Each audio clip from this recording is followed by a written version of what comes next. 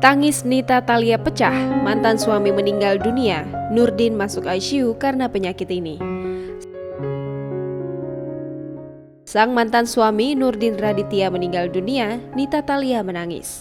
Pedangdut ternama itu bahkan mengurai permintaan maafnya usai Nurdin Raditya meninggal dunia. Diketahui sebelumnya Nita Thalia dan Nurdin Raditya baru bercerai 1 bulan lalu. Pasca bercerai dari Nita Thalia, kondisi kesehatan Nurdin Raditya dikabarkan memburuk. Hingga akhirnya terkuak penyebab mantan suami Nita Thalia meninggal dunia pada Jumat 15 Januari 2021. Diwartakan sebelumnya mantan suami pedangdut Nita Thalia, Nurdin Raditya dikabarkan meninggal dunia Jumat 15 Januari 2021 malam. Kabar meninggalnya Nurdin Raditya disampaikan Nita Thalia melalui akun Instagram Jumat menjelang tengah malam. Dalam unggahannya, Nita Thalia menyelipkan emoji menangis. Tangis Nita Thalia seolah pecah saat mendengar kabar kematian sang mantan suami. Kabar kepergian Nurdin juga dikonfirmasi langsung oleh pengacaranya Dedi Junaidi. Dikutip tribunnews.bogor.com dari Insert Live, Dedi mewakili keluarga meminta maaf kepada khalayak jika Nurdin Raditya ada khilafan.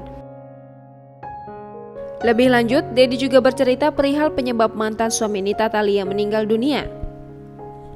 Dijelaskan Dedi, Nurdin telah dirawat di rumah sakit selama 1 bulan. Hal itu lantaran Nurdin mengalami sakit demam berdarah hingga gagal ginjal. Tak hanya itu, Nurdin juga diakui Dedi sempat positif COVID-19.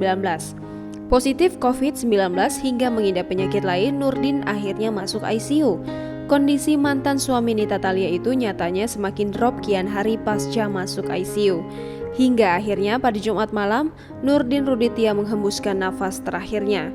Rencananya, jenazah Nurdin Raditya akan dimakamkan di Bandung sesuai protokol kesehatan dari rumah sakit. Adapun Bandung adalah tempat tinggal istri Nurdin Raditya, Atin.